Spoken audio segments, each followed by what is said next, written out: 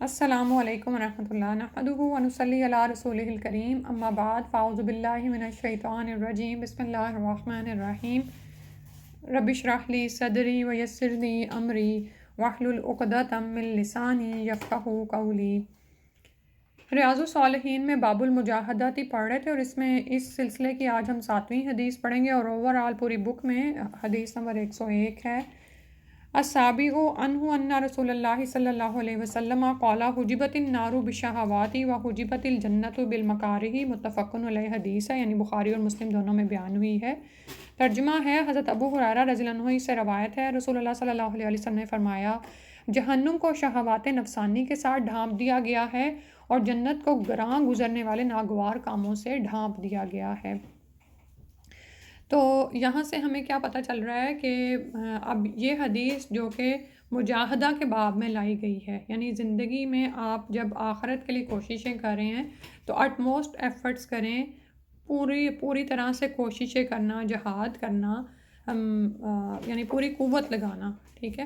تو اس میں آپ یہ دیکھیں گے یہ حدیث بیان کی گئی ہے کہ جب آپ پوری کوشش لگائیں کہ دین کے راستے میں، تو کیا ہوگا کہ آگ کو تو شہوات سے ڈھانپ دیا گیا ہے، یعنی ہمارا منزل مقصود کیا ہے کہ ہم اللہ کی رضا چاہتے ہیں، اور ہم چاہتے ہیں کہ ہمیں جنت الفردوس مل جائے، اور وہاں پر دو ہی جگہ ہیں، ایک جنت ہے اور دوسری دوزخ ہے۔ تو جو لوگ ان شہوات میں پڑ جائیں گے تو وہاں پر پھر جہنم میں ڈال دیے جائیں گے، یعنی دنیا میں تو یہ شہواتیں نفسانی ہیں، ہماری کوئی نہ کوئی خواہشات ہیں، اور ہوتا کیا ہے کہ ہم ان کو پورا کرنے کے چکروں میں پڑ جاتے ہیں، اور پھر انسان حدوں کو کراس کرتا ہے، وہ لمٹس جو اللہ سبحانہ وتعالیٰ نے ہمارے لیے لگائی ہوتی ہیں اس میں سے ہم آگے گزرتے ہیں تو ان میں پڑ جاتے ہیں۔ اللہ سبحانہ وتعالیٰ ہم پر رحم فرمائے۔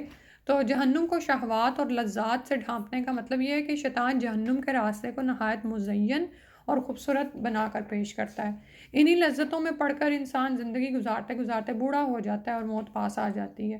تو یہ لذتیں اس کے لیے ساری عمر بڑی دلربا اور پرفریب رہتی ہیں، لیکن ہوتا کیا ہے کہ انجام کار وہ جہنم میں جا گرتا ہے، قبر میں جا داخل ہوتا ہے اور پھر جہنم میں جا داخل ہوتا ہے۔ تو اہل جہنم کی زندگی نہایت دل لبھانے والی ہوتی ہے، لیکن یہ دراصل ایسی زندگی ہے جس کا انجام دوزخ ہی ہے، ٹھیک ہے۔ اور دیکھنے میں یعنی انسان یعنی لذتوں میں پڑا ہوا ہوتا ہے، لیکن یہ دراصل ایک دلدل ہے جس میں پھنس کر انسان کے لیے نکلنا بہت مشکل ہوتا ہے۔ اس کے برعکس جنت تک پہنچنے کے لیے نہایت دشوار گزار گھاٹیاں عبور کرنی پڑتی ہیں۔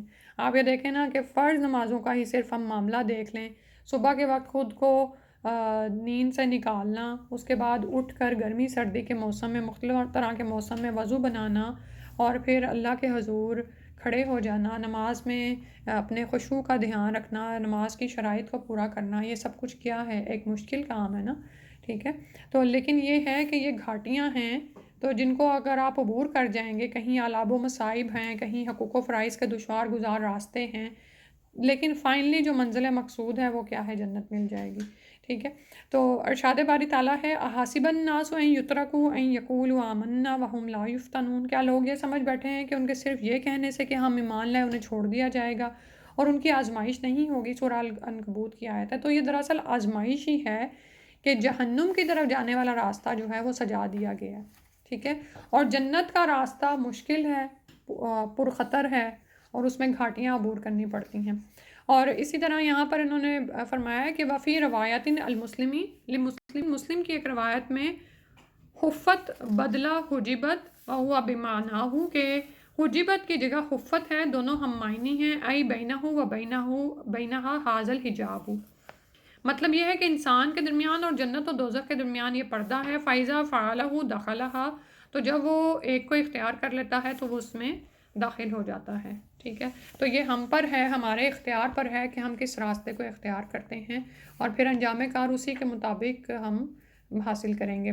اس کے بعد اگلی حدیث نمبر 102 ہے، الثامن، یعنی جو اس سلسلے کی 8ویں حدیث ہے، ان ابی عبداللہ حذیفہ ابن یمالین انصاری جی المعروفی بصحابی سر رسول اللہ صلی اللہ علیہ وسلم رضی اللہ عنہما قال صلیت مع النبی صلی اللہ علیہ وسلم ذات لیلۃ فافتتح البقرۃ حضرت ابو عبداللہ حذیفہ بن یمان انصاری رضی اللہ عنہما جو رازدان رسول صلی اللہ علیہ وسلم معروف ہیں، بیان کرتے ہیں کہ میں نے ایک رات نبی کریم صلی اللہ علیہ وسلم کے ساتھ نماز پڑھی تو آپ صلی اللہ علیہ وسلم نے سورہ البقرہ کی تلاوت شروع فرما دی۔ فقلت، تو میں نے دل ہی میں سوچا یا کہا، یرکعو عند المیاتی، کہ آپ 100 آیتوں پر رکوع کریں گے، ثم مضی، لیکن پھر بھی آپ نے تلاوت جاری رکھی۔ فقلت، تو میں نے کہا، یعنی اب یہ دل ہی دل میں کہہ رہے ہیں کیونکہ پیچھے کھڑے ہوئے ہیں نا نبی صلی اللہ علیہ وسلم کے مقتدی ہیں، یصلی بہا فی رکعتن، کہ آپ ایک رکعت اس کے ساتھ پڑھیں گے، فمدا، تو آپ اس کے بھی آگے گزر گئے یعنی مزید پڑھتے رہے۔ فقلت، تو میں نے سوچا، یرکعو بہا، کہ اب وہ رکوع کر دیں گے اس کے ساتھ، کہ آپ اسے ختم کر کے اب رکوع فرمائیں گے۔ ثم افتتح النساء فقرأها، تو رسول اللہ صلی اللہ علیہ وسلم نے سورہ نساء کی تلاوت شروع فرما دی۔ ثم افتتح آل عمران فقرأها، تو پھر آپ صلی اللہ علیہ وسلم نے آل عمران شروع کر دی اور اسے پورا پڑھا۔ یقرأ مترسلا، آپ آہستہ آہستہ پڑھتے رہے۔ اذا مر بآیت فیہا تسبیح سبح، جب آپ کسی تسبیح کی آیت سے گزرتے تو اللہ کی تسبیح یعنی بیان فرماتے۔ وَإِذَا مَرَّ بِسُؤَالٍ، جب کسی سوال کی آیت سے گزرتے سأل، سوال کرتے۔ وَإِذَا مَرَّ بِتَعَوُّذٍ، کسی تعوذ یعنی پناہ مانگنے والی آیت سے گزرتے، یعنی جیسے جہنم سے پناہ مانگی جاتی ہے، تعوذ، تو آپ پناہ مانگتے، اللہ سبحانہ تعالیٰ کی پناہ میں آتے۔ ثم رکع، پھر آپ نے رکوع کیا۔ فجعل یقول، اس کے بعد تو آپ نے رکوع فرمایا اور پھر فرمایا سبحان ربی العظیم، کہ پاک ہے میرا پروردگار جو بہت ہی عظیم ہے۔ فکان رکوعہ نحو من قیامہ، تو آپ صلی اللہ علیہ وسلم کا رکوع قیام کے قریب قریب تھا، سبحان اللہ۔ ثم قال، پھر فرمایا سمی اللہ لمن حمدہ ربنا لک الحمد، تو پھر رسول صلی اللہ علیہ وسلم یہ کہتے ہوئے کھڑے ہو گئے۔ ثم قام، پھر کھڑے ہوئے، قیاماً طویلاً، بہت لمبا کھڑے ہو گئے، قریباً مما رکع، تقریباً اسی طوالت کے برابر جتنا انہوں نے رکوع کیا تھا۔ ثم سجدہ فقال، پھر انہوں نے سجدہ کیا تو کہا سبحان ربی الاعلیٰ، یعنی سجدے کی دعا پڑھی۔ فکانہ سجودہ قریبا من قیامہ، تو آپ کا سجدہ آپ کے قیام کے برابر تھا، سبحان اللہ۔ تو یہاں پر ہمیں کتنی باتیں پتہ چل رہی ہیں کہ یہ رسول صلی اللہ علیہ وسلم کا مجاہدہ تھا، یعنی نبی صلی اللہ علیہ وسلم جن کے گناہ بخشے گئے تھے، لیکن اس کے باوجود آپ کہتے ہیں نا کہ کیا میں اللہ کا شکر گزار بندہ نہ بنوں، تو آپ صلی اللہ علیہ وسلم کی نماز کا معاملہ دیکھیں، اور یہ نفل نماز ہو رہی ہے، ٹھیک ہے، تو نفل نماز میں آپ طوالت بھی کر سکتے ہیں۔ اس کے علاوہ یہاں سے ہمیں یہ پتہ چل رہا ہے کہ نفلی نماز کی جماعت بھی ہو سکتی ہے۔ اور پھر ہم دیکھتے ہیں کہ رسول صلی اللہ علیہ وسلم نے سورہ البقرہ شروع کی، پھر النساء پہلے پڑھی اور پھر آل عمران پڑھی ہے، تو اس سے یہ بھی پتہ چل رہا ہے کہ صورتوں کی ترتیب بدلی جا سکتی ہے، لیکن تلاوت میں یعنی افضل یہی ہے کہ ترتیب کو ملحوظ رکھا جائے، ٹھیک ہے، یعنی ایک اگر پوری آپ صورت پڑھ رہے ہیں تو اس کو پڑھ کے اگر آپ اگلی صورت کی بجائے اس سے اگلی پڑھ دیتے ہیں لیکن اس کو بھی پورا کر دیتے ہیں تو وہ ایسا کوئی حرج نہیں ہے اس میں، ٹھیک ہے۔ لیکن اب یہاں پر جو مجاہدے کی بات ہے نا، جو باب چل رہا ہے، تو اس میں آپ یہ دیکھیں کہ ہمارا مجاہدے کا کیا حال ہے۔ ہم صرف تراویح کو رمضان کا حصہ سمجھتے ہیں، اور علاوہ رمضان کے ہم 3 وتر پڑھنے بھی ہم پر بھاری ہوتے ہیں، حالانکہ وہ رات کی نماز ہے جو امت کے لیے تو فرض نہیں ہے، لیکن نبی صلی اللہ علیہ وسلم پر تھی کہ آپ صلی اللہ علیہ وسلم یہ ضرور پڑھا کرتے تھے اور سارا سال پڑھتے تھے، صرف رمضان میں نہیں پڑھتے تھے۔ لیکن ہمارا کیا حال ہے کہ ہم سم ٹائم 3 وتر کا بھی 1 وتر پڑھنا چاہ رہے ہوتے ہیں، تو ہم دیکھیں کہ ہمارا مجاہدہ کیسا ہے، تو اس کے مطابق ہی اللہ کے ہاں نوازے جائیں گے۔ اور جنہوں نے یہ حدیث بیان کی ہے ان کے بارے میں پڑھتے ہیں، ان کی کنیت ابو عبداللہ ہے، حذیفہ بن حسل یمان بن جابر ابسی ہیں، یہ اللہ کے رسول صلی اللہ علیہ وسلم کے رازدان تھے، منافقوں کے بارے میں ان کے علاوہ کسی کو علم نہ تھا۔ یہ صحابی اور بہادر فاتح سرداروں میں سے ہیں۔ عمر فاروق رضی اللہ عنہ نے مدائن کا والی اور حاکم مقرر کیا۔ شہادت عثمان کے 40 دن بعد 35 یا 36 ہجری کو وفات پائی۔ کتب احادیث میں 225 فرامین رسول ہاشمی صلی اللہ علیہ وسلم ان سے منقول ہیں۔ اس کے بعد اگلی حدیث ہے التاسع، یہ اس سلسلے کی 9ویں حدیث ہے، اور ویسے حدیث کا نمبر 103 ہے۔ التاسع عن ابن مسعود رضی اللہ عنہ قال صلیت مع النبی صلی اللہ علیہ وسلم لیلۃ، ابن مسعود رضی اللہ عنہ سے روایت ہے کہ میں نے ایک رات نبی صلی اللہ علیہ وسلم کے ساتھ نماز پڑھی، فاطال القیام حتی حممت بامر سوء، آپ نے قیام فرمایا یہاں تک میں نے برے کام کا ارادہ کیا۔ قیل، ان سے پوچھا گیا وما ہمت بھی، کہ آپ نے ایسا کیا ارادہ کیا تھا، یعنی انہوں نے کہا نا کہ برے کام کا. قال حممت ان اجلس و اداہ متفق علیہ. تو وہ کہنے لگے کہ میں نے یہ ارادہ کیا کہ میں بیٹھ جاؤں اور آپ کی اقتدا چھوڑ دوں. بخاری اور مسلم کی روایت ہے. یعنی اب آپ صلی اللہ علیہ وسلم تو کھڑے ہوئے ہیں.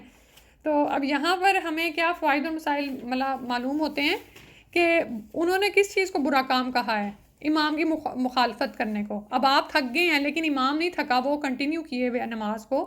تو وہ کہنے لگے کہ اتنی طویل نماز تھی کہ میرا دل کیا میں تو بیٹھ جاؤں، لیکن ہم بیٹھ نہیں سکتے نا، کیونکہ امام جب کھڑا ہوا ہے تو ہمیں اس کی اقتداء کا حکم ہے، الا یہ کیونکہ مجبوری آ جائے.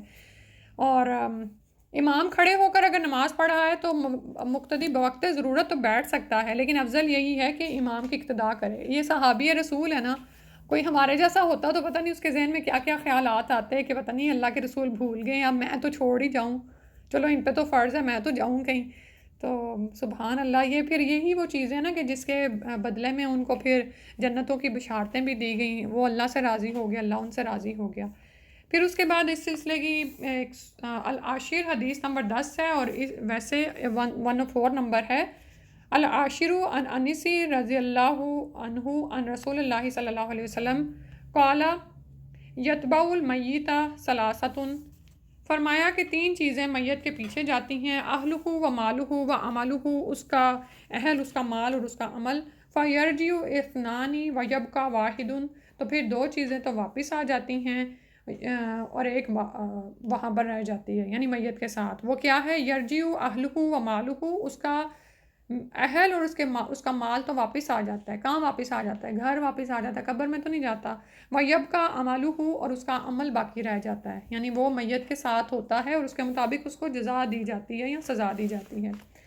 تو اس سے بھی ہمیں کیا ترغیب مل رہی ہے مجاہدہ کے میں یہ حدیث کیوں لائی گئی ہے کہ انسان اس بات پر فوکس کرے کہ زیادہ سے زیادہ ایسے کام کرے جن کا اثر اس کی موت کے بعد بھی چلتا رہے.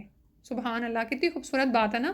کہ آج ہی جیسے میں یہ بتا رہی تھی کہ ہم اگر ان لوگوں کے بارے میں سوچیں جو ہمارے پیارے فوت ہو گئے ہیں تو دلوں سے ان کے لیے دعا نکلتی، کیونکہ ان کا عمل رک گیا ہے نا. تو ہم تو ابھی زندہ ہیں نا. تو ایک تو ہم اپنے پیاروں کے لیے، مرنے والوں کے لیے دعا کریں کہ اللہ تعالیٰ ان کی مغفرت فرما دے، ان کے درجات بلند کرے. اور اس کے ساتھ ساتھ اپنے بھی پیچھے وہ اعمال چھوڑ جائیں، زیادہ سے زیادہ ایسے کام کر جائیں جن کا اثر ہماری نسلوں میں بھی جاری رہے، ارد گرد کے لوگوں میں بھی جاری رہے، اور ہمیں اس کا صدقہ جاریہ وہاں پر پہنچتا رہے. ٹھیک ہے، یہی وہ اعمال ہیں جو مشکلات اور تنہائیوں میں سہارا بنیں گے. اللہ سبحانہ و تعالیٰ سے دعا ہے کہ ہمیں نیکی کے وہ راستے سجھا دے کہ ہم یہ کام کر گزریں. اس کے بعد اس سلسلے کی الحادی عشرہ یعنی 11ویں حدیث ہے اور اوور آل 105 ہے. عن ابن مسعود رضی اللہ عنہ قال قال النبی صلی اللہ علیہ وسلم الجنت اقرب الی احدکم من شراک نعلہ والنار مثل ذلک. حضرت ابن مسعود رضی اللہ عنہ سے روایت ہے، رسول اللہ صلی اللہ علیہ وسلم نے فرمایا جنت تمہارے جوتے کے تسمے سے بھی زیادہ قریب ہے، اور اسی طرح جہنم بھی اتنی ہی قریب ہے. بخاری کی روایت ہے. یعنی جنت دوزخ انسان کے اپنے عملوں کا نتیجہ ہے، اور یہ دونوں انسان کے قریب اور اس کی دسترس میں ہیں. نیکی کرے گا تو جنت میں جائے گا، بدی کرے گا تو جہنم میں جائے گا. درمیان میں صرف موت کا پردہ حائل ہے. ٹھیک ہے، ادھر مرے گا، ادھر اپنا انجام دیکھ لے گا، اور ہمیں پتہ تو ہے نہیں کہ کب ہم نے مر جانا ہے. ٹھیک ہے، تو کوئی اس کا خبر نہیں ہے کہ موت کب آ جانی ہے. تو ہم ہمیشہ یہی کوشش کریں کہ اللہ سے اپنے تعلق کو مضبوط کیے رکھیں. کوئی غلطی ہو جاتی ہے تو معافی مانگنے میں دیر نہ لگ کریں. ٹھیک ہے، اللہ تعالیٰ کی طرف راغب رہیں. اور ہمارا روز کا کرنے کا کام کیا ہے جو ہم نہ چھوڑیں کہ مغفرت مانگ کے سوئیں کہ اللہ تعالیٰ ہماری بخشش فرما دے. آمین یا رب العالمین. تو دعا کر لیتے ہیں. اللہم انا نسألک الجنۃ الفردوس ونعوذ بک من النار. اللہم انا نسألک الجنۃ الفردوس ونعوذ بک من النار. اللہم انا نسألک الجنۃ الفردوس ونعوذ بک من النار. جزاک اللہ خیراً کثیراً. آپ کے بیٹھنے کا اللہ تعالیٰ آپ کے بیٹھنے کو قبول و مقبول فرمائے، اور اللہ تعالیٰ آپ کو اپنے راستے میں قبول کرے، اور اللہ تعالیٰ آپ کی نسلوں میں خیر کو باقی رکھیں. اللہ تعالیٰ ہم سب کا حسن خاتمہ فرما دیں، اور ہمیں ہمارے جو پیارے ہم سے پہلے جا چکے ہیں اللہ تعالیٰ ان کی مغفرت فرما دے، اور ہمیں بھی ایمان کی حالت میں ان سے ملا دے. آمین یا رب العالمین. سبحانک اللہم و بحمدک نشہد ان لا الہ الا انت نستغفرک و نتوب الیک. السلام علیکم و رحمۃ اللہ.